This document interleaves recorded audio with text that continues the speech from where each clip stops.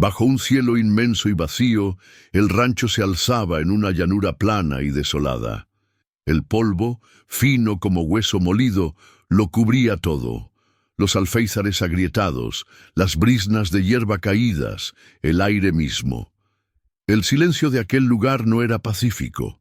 Era un hueco, un espacio vacío donde antes había vivido la risa. Ese era el mundo de Leo, un reino de tonos beige y grises, gobernado por una pena silenciosa y asfixiante. A sus 8 años, Leo había aprendido a ser un fantasma. Se movía por las habitaciones de la vieja casa en calcetines, una pequeña sombra que se deslizaba junto al desvaído papel tapiz floral. Aprendió que las tablas del suelo solo crujían si se apoyaba todo el peso, así que caminaba sobre las puntas de los pies. Aprendió que una respiración demasiado profunda podía oírse desde el cuarto de al lado, así que respiraba en sorbos cortos y superficiales. Sobrevivir era una lección de sustracción. Cuanto menos quedaba de sí mismo, más seguro se sentía. Su madrastra, Marta, era una mujer tallada en hielo y desaprobación. No era ruidosa. Su crueldad no venía en forma de gritos, sino en el filo agudo y cortante de sus suspiros. Estaba en la forma en que colocaba su plato en la mesa con demasiada fuerza. Estaba en las palabras que caían de sus labios como esquirlas de piedra. Un niño de tu edad debería ser útil, no solo estar presente. El padre de Leo había sido un hombre cálido y de risa estruendosa, un hombre que olía a aserrín y a sol. Después de su partida, toda esa calidez fue enterrada con él, dejando únicamente la fría presencia de la mujer con la que se había casado. Para Marta, Leo no era un hijo, era la reliquia de una vida que no era suya, una última y no deseada responsabilidad. Su única vía de escape era una pequeña caja con restos de crayones que guardaba bajo su cama. En la silenciosa prisión de su cuarto dibujaba mundos rebosantes de un color imposible, cielos de un naranja encendido, bosques de un azul eléctrico y animales que hablaban con ojos amables y sonrientes. Eran secretos que nadie podía tocar. Eso cambió un martes.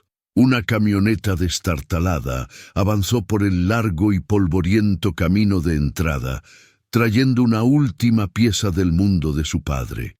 Un perro viejo. Su nombre era Titán, un pastor belga malinois que había servido como compañero K9 de su padre durante 6 años. Ahora, su hocico estaba salpicado de canas y una leve rigidez se había instalado en sus poderosas patas traseras. Marta lo aceptó con un familiar y sufrido suspiro. «Otra boca inútil que alimentar», murmuró, sin mirar a Leo, pero él supo que las palabras también eran para él.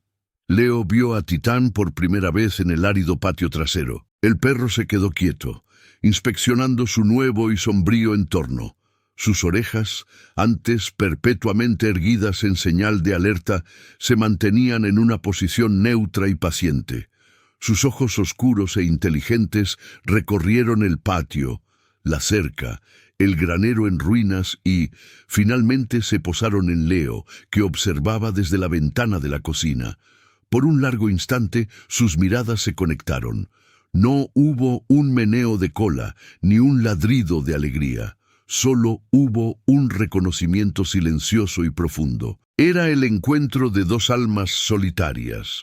2 seres que habían perdido su propósito y ahora estaban a la deriva en un mundo que ya no se sentía como un hogar. Pero en la mirada serena del viejo perro, por primera vez en mucho, mucho tiempo, Leo sintió algo que había enterrado hacía tiempo. Se sintió visto. Titán pasó los primeros días en un estado de observación silenciosa. Era una criatura de deber y disciplina, y su nuevo entorno era un rompecabezas que intentaba resolver metódicamente. Observaba cómo las motas de polvo danzaban en las rendijas de luz solar que atravesaban las sucias ventanas. Observaba cómo Marta se movía por la casa, un torbellino de ángulos agudos y resentimiento silencioso. Y por encima de todo, observaba a Leo. Vio al niño encogerse cuando Marta entraba en una habitación. Vio cómo los hombros de Leo se encorvaban, haciéndolo parecer aún más pequeño de lo que era.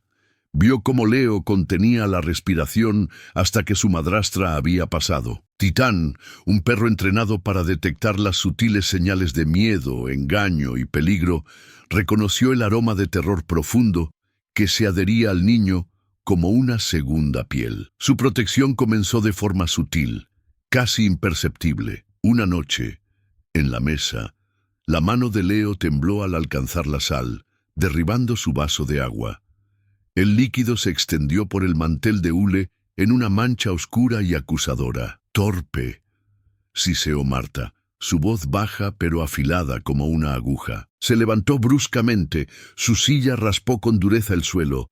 Mientras se movía hacia Leo, Titán, que había estado tumbado en silencio en un rincón, se puso en pie. No gruñó, no ladró, simplemente caminó y se interpuso entre el camino de Marta y la silla de Leo, un impedimento tranquilo y físico. Marta se detuvo, desconcertada. «Quítate de en medio, animal tonto». Titán no se movió. Solo la miró con sus ojos oscuros y sabios. Tras un tenso momento, Marta soltó un bufido de exasperación y volvió a su asiento, con la ira momentáneamente disipada por el silencioso desafío del perro. Leo, observando desde detrás de sus propias manos pequeñas, sintió un parpadeo de algo cálido en su pecho. A partir de ese día, Titán se convirtió en la sombra de Leo.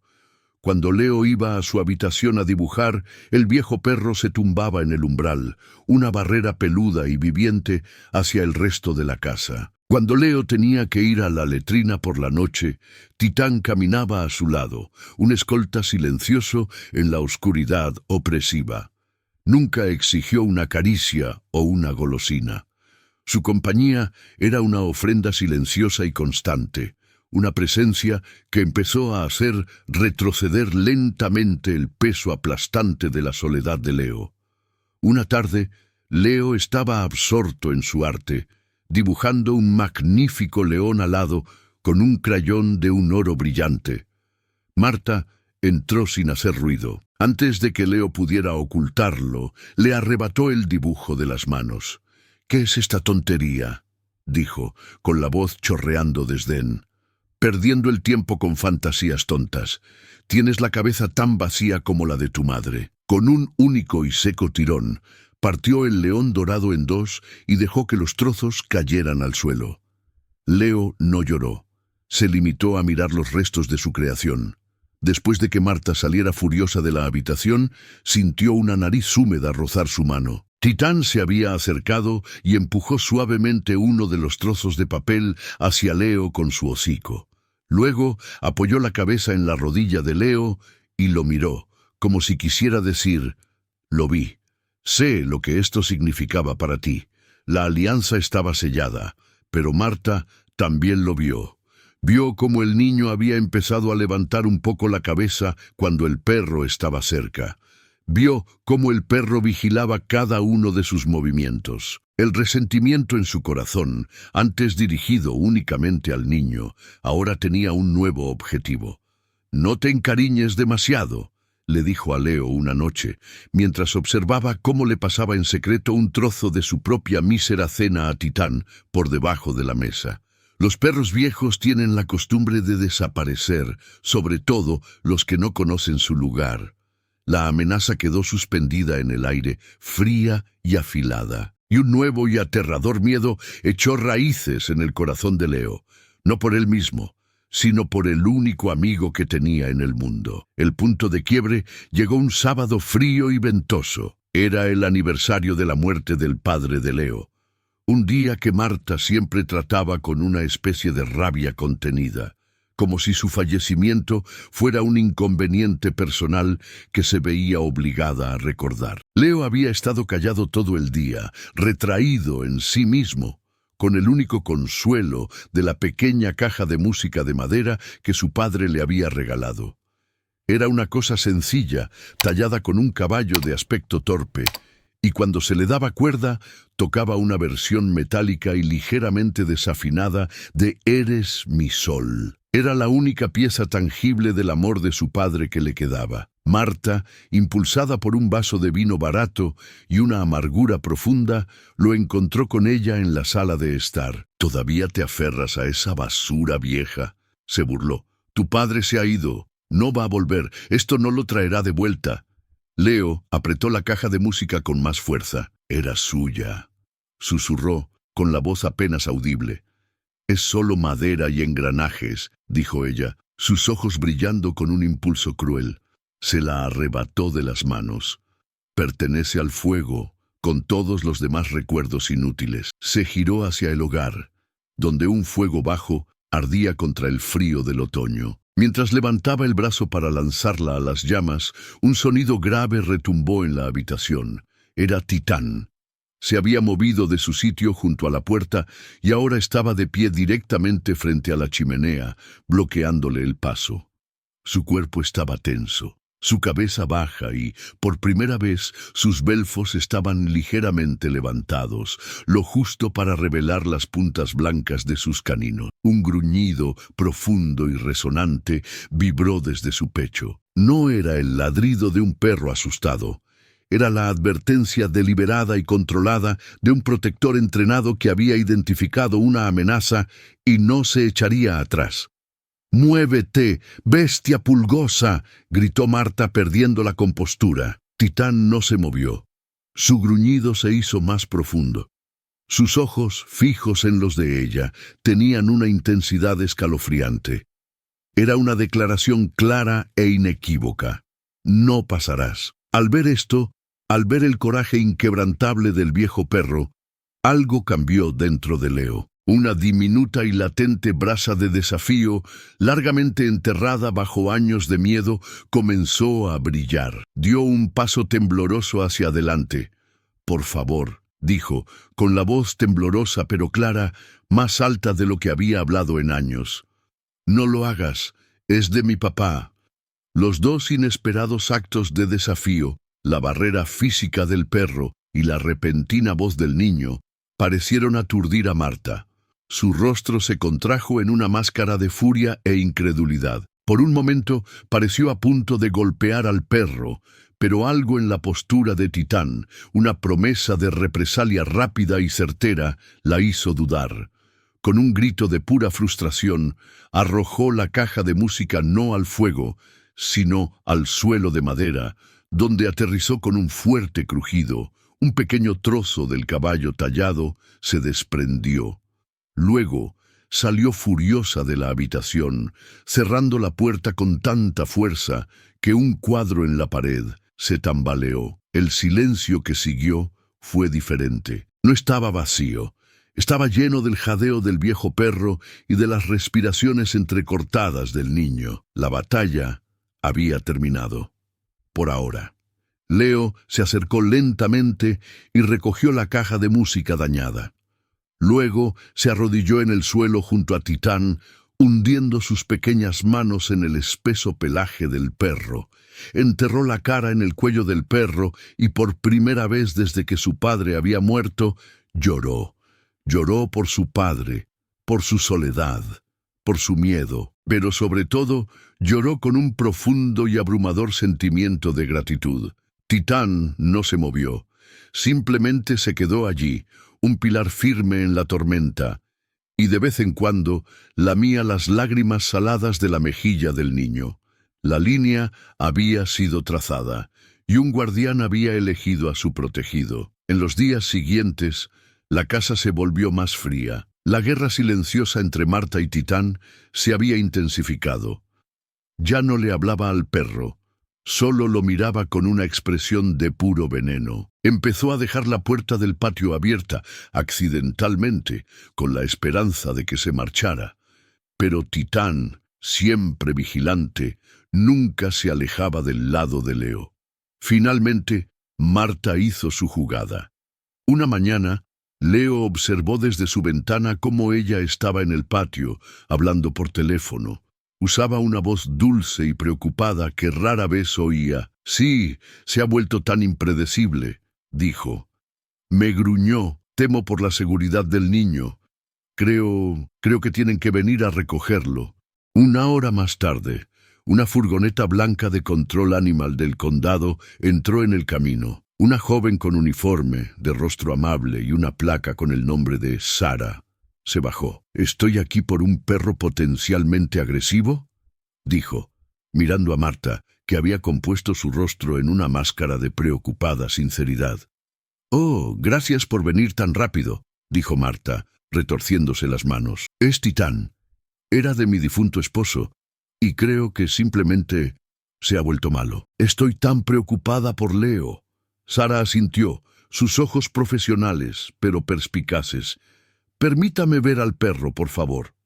Titán estaba en el patio con Leo, cuando Sara se acercó con un lazo de captura, una herramienta de su oficio.